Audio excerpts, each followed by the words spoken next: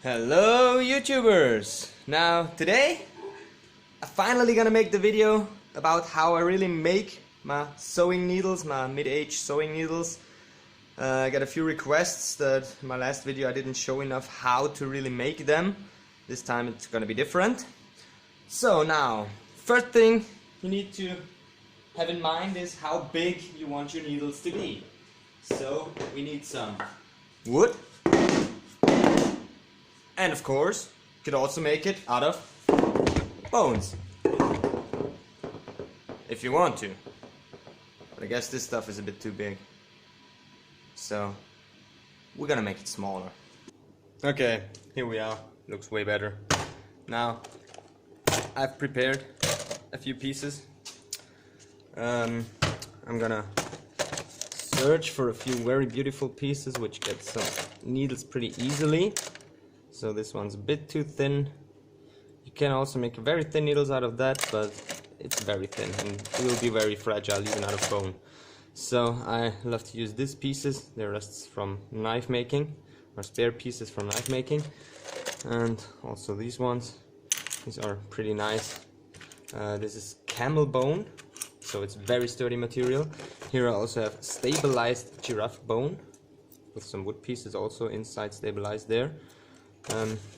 I used to not use as much resin, but that's another story. And what I have here, a very nice piece. I'm gonna split in half, try to split it in half. It's some rosewood, Bahia rosewood. It's extremely nice, it smells very good. One of the best smelling woods, I guess, I think, in the whole world.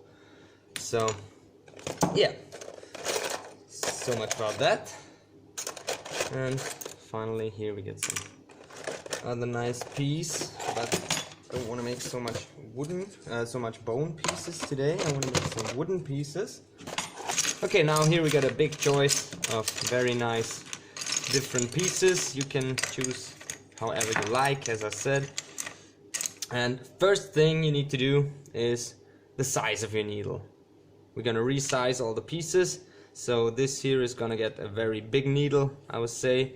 I'm gonna cut off this piece here, just with a bandsaw or even with a knife you can cut it off. So there are lots of different possibilities to make needles with these sturdy hardwoods. It's a little bit tough to make it with a knife, but you can also do it. It's not a big problem at all. And maybe you will cut the first pieces, either little pieces. Oh no, now it broke off. Very nice, as it should. And now you can start carving your needle out. And as you see, if you have a very sharp knife with a very fine edge, you already get, by carving, a very nice finish. And the hole should also be no problem. Just with the tip, start drilling inside the needle and making your hole. But I'm gonna make it different. I'm gonna use my drill press and also a die grinder. So this is a die grinder. It's also electrically powered. This one is powered by air, by pressured compressed air. And I'm gonna use a very nice fine drill bit like this, tungsten carbide. You also get these from other metals, HSS or whatever, tool steel. But the tungsten carbides hold up the best edge and they hold up the longest. But for wooden pieces, other materials also fit. So, but do not use stone grinding things. They're not fitted for wood. They're fitted for maybe bone, but also not as good. They're just mostly fitted for metal. Yeah, and now what I said, first thing we're gonna cut the shapes with a bandsaw a little bit and try to, okay, this piece I guess is a little bit thin. We're gonna sort that out. I'm just making a few needles for you now to show you how they're made, and I'm just using a few pieces. I'm using my belt sander to grind them down, to grind them flat, and to get the most of the shape out of it. But what you can do, if you have a little bit more time than me, you can also use some sanding paper. This is 120 grit, and you can also start sanding your pieces like this. Just needs a lot of time, but it can be done. It's no problem at all. And if you don't have any machines or any axes or anything, and you just want to make 2 or 3 needles, or even 1 needle, then it's no problem at all. You have an afternoon project, takes a few hours, but you will be proud of your end product. Now, as said, I'm gonna just flatten them out, just like this. And when I got a few of them flattened out, I will show you on my belt sander how I do it. Then we're gonna see again. Okay, now this is gonna get real loud, so I put in my earplugs. I think it's real loud right now. Yeah, in my grinding room, where I have a dust collector under you. You don't see it, but you get sucked in if you don't watch out. And as said, now here, one piece. Oh, found another one on the floor. Oh no, not suited. Another piece. And another piece. And now I'm gonna start grinding them to shape. So I have a 120 grit belt on here, and I drive it pretty slow, but you can also use a faster grinder, whatever, but it should be suited for wood or for the material you use. So otherwise you would miss the purpose, and it doesn't work that well. Yeah. Now. Doodle-doo.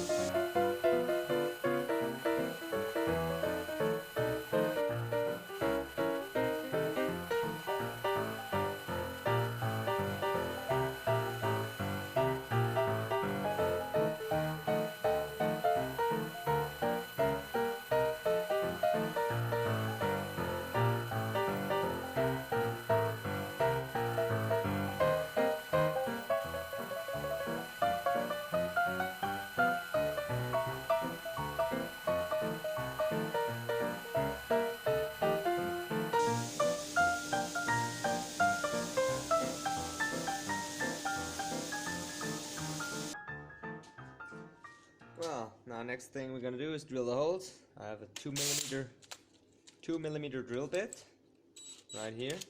Has to be sharp, and be very careful not to drill into your fingers or not to split the material. And just to show you, I'm gonna use the cordless drill here, and you drill one hole, and then drill the next hole right beyond that hole. If you want to have a round hole, then you drill just a round hole. But I want to have long holes, so I have to drill 2 holes. And now what I do is stick into the drill bit, into the hole, and start wiggling just in this direction. Not in this direction, just in this direction. So the hole gets bigger and the 2 holes combine into 1 hole, as you see. Now one simple step is done.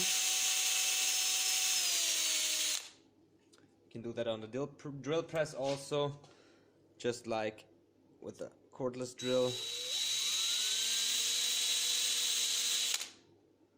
And always be careful not too much pressure, and don't split your wood. Do the same. You can also change the holes, wiggle in one hole, wiggle in the other hole, and then they should combine into one. Now this is the first step. Next thing we do with the die grinder is shape the hole to a good size and to a nice shape and round off the corners a little bit. That's a little bit tricky, but I'm going to show you. Just first of all, drill all the other pieces through, and I'm going to start drilling or grinding this piece out. This piece also makes a lot of noise, like most tools do, and yeah.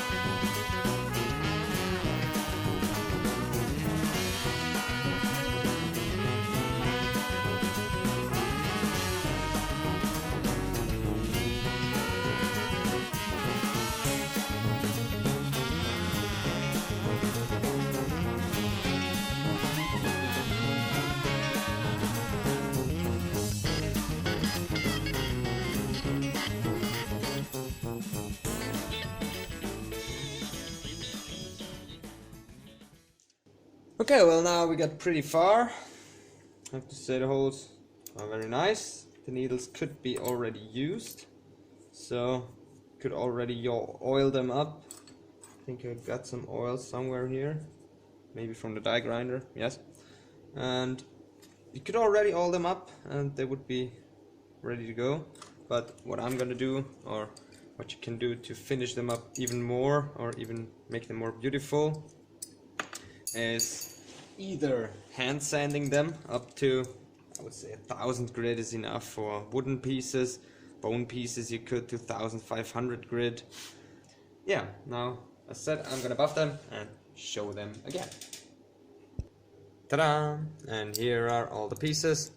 As promised, very shiny, very nice. No coating on them, nothing, just polished up under the buffing wheel. And if you grind them up to 2000 grit, you almost got the same gloss out of them.